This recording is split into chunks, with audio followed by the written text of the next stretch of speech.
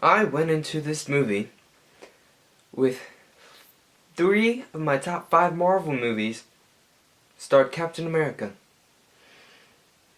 That's now 4 out of 5 top Marvel movies. Yeah. Let's talk about it.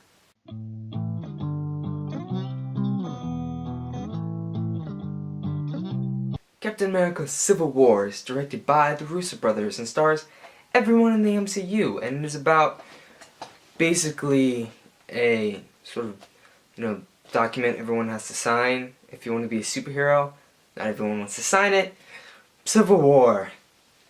That's the basic premise, I could say, but yeah, that's it. Listen, I can't help but compare this to other superhero movies nowadays, because there's so many of them coming out. They're all trying to top each other anyway, so it's very important to, that they are better than everything else that's coming out.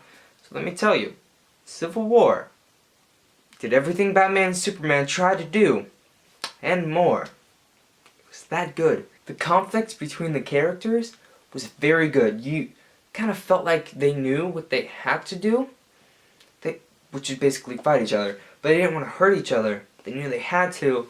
You could sort of see that dynamic of, I need to stop you, but I'm not going to kill you. During the fighting, they do that very well. They also did a very good job with the new characters, Black Panther and Spider-Man. Spider-Man especially, he was the highlight of the 20 minutes he was in. He was very good. Black Panther, the fight scenes with him are cool, his costume's awesome, but the human aspect of his character was lacking in my opinion. I expected his character at least, to stand out a bit more in the movie. Now with this type of movie, comedy is very important, because you want to keep it fun, but you also don't want to screw up the tone of the movie, and the situation is very dire. So you have to make your jokes sparingly and not make them quippy, which they do very well. There's one scene with a lot of quips with Ant-Man and Spider-Man, but for the most part the comedy comes through natural interactions with the characters that in sort of the universe, to the characters it's not funny, but to us as the audience it's hilarious. I don't know how to explain it better without examples. Just go watch it, you'll get what I'm talking about. But it's not all sunshine and lollipops here. There's some negatives. And if you've seen any Marvel movie ever, you'll know what those negatives are. The villain. Every time it cut to the villain, it felt like we're cutting to a separate story that's not connected to anything else until the end. And it felt like it was breaking the tension. Like you're sort of building up the tension in the movie and boom, here's some guy you don't know doing some things that you don't quite understand. Now back to all the other stuff. It did feel like they could have paced his story better. It was necessary, but they could have paced it better in the movie.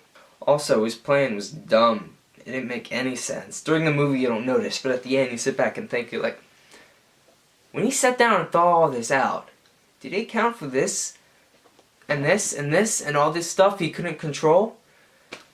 He's supposed to be sort of the puppet master, but at the end you're like, nah, he didn't really do anything, and it seemed like, they try to make it seem like it was his fault. But he didn't really do much. It confused me. And the reasoning for the Tony Stark, Winter Soldier, and Captain America to fight at the end was kind of weak. Well, okay. Yes, he would have a momentary outbreak from what happened, but he would, after a second to think about it, he would be like, you know what, I'm being irrational. This is ridiculous. I don't have to kill everyone right now. Okay, he doesn't actually say that, but like, he would have. Should have. But the fight scenes were not as well choreographed as Winter Soldier, unfortunately. The action was still great. Choreography, there's nothing that blew my mind like Winter Soldier, but Winter Soldier's perfection.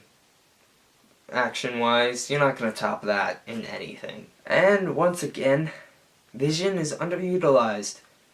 He has a decent amount of dialogue, but during the fighting scenes, it felt like Batman, the end of Batman v Superman. Everyone's fighting, it's just like, where'd he go? Shouldn't he be helping? What? But I feel like if Division did step in and actually try, like if this happened, if this wasn't a written event and this happened in the real world, Vision would just wipe everyone out in 2 seconds and just be like, okay, now for the backbone of the whole film. Do you understand both sides well? Yes. Yes, you do. During that scene in the trailer, they show everyone in the room just talking, and they're discussing the new act they have to sign. The entire conversation, I was like, that's right, Cap, I'm signing with you. Oh wait, Tony, that's a good point. Maybe he's right. Oh no, Cap has another point. I should probably side with him, and you just go back and forth the entire scene. And it's so well written. So well written. Try saying that 3 times. Overall, this is a fun, well-made superhero movie with great action, great character development, weak villain and weak villain plot, but that's to be expected from a Marvel movie. Overall, 9.5 out of 10. In case for you following at home, my Marvel list now: Winter Soldier, Civil War, Avengers. First Avenger would probably be 5. 4 would probably be Guardians of the Galaxy. Yeah, I'll stick with that. So that's all I got for you. Like, comment if you saw it, and let me know what you think. Or just comment if you haven't seen it. Whatever, do what you want. Follow me on Instagram and Twitter. And have a nice day, you lovely people.